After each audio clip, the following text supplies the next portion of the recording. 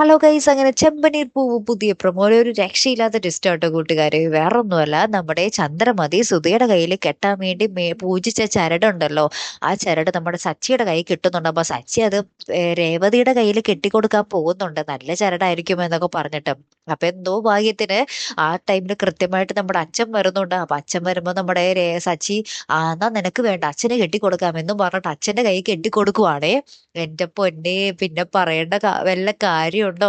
അച്ഛനും നമ്മുടെ ചന്ദ്രമതി മുട്ടനുണക്ക്. ചന്ദ്രമതി എന്തു പറഞ്ഞാലും അച്ഛൻ അതിന് പത്തരട്ടി ദേഷ്യത്തിൽ തിരിച്ചു പറയുന്നു, ചന്ദ്രമതിനെ അടിക്കാൻ പോകുന്നു. അപ്പൊ ഇതൊക്കെ കണ്ടിട്ട് നമ്മുടെ സച്ചിൻ രേവതിയും ആകെ അന്തം വിട്ട് നിൽക്കും. അച്ഛൻ ഇത് എന്തു പറ്റി, അച്ഛൻ എന്ത് ഇത്ര ദേഷ്യം എന്നുള്ള രീതിയിലേ. അപ്പുറത്താണെങ്കിൽ നമ്മുടെ ശ്രുതി നൈസായിട്ട് ആ പൂജാരിയുടെ അടുത്ത് പോയിട്ട് തന്നെ സ്നേഹിക്കാൻ വേണ്ടിയുള്ള ആ ചരട് പൂജിച്ച്, എന്താ പറയാ, പൂജിച്ച് പൂജാരിനെ കൊണ്ട് പൂജിച്ച് മേടിപ്പിച്ചിട്ട് അത് ഭാമാന്റെ ഇടയിൽ കൊടുക്കുന്നുണ്ട്. എന്നിട്ട് ശ്രുതി പറയും, ഈ ചരട് ചന്ദ്രമതി ആന്റിക്ക് ഭാമാന്റെ കൊടുത്തോളണം എന്ന് പറയുകയാണ്. അപ്പൊ ഭാമ ആദ്യം പറയും, ഇല്ല എനിക്ക് പറ്റൂല എന്ന് പറയും.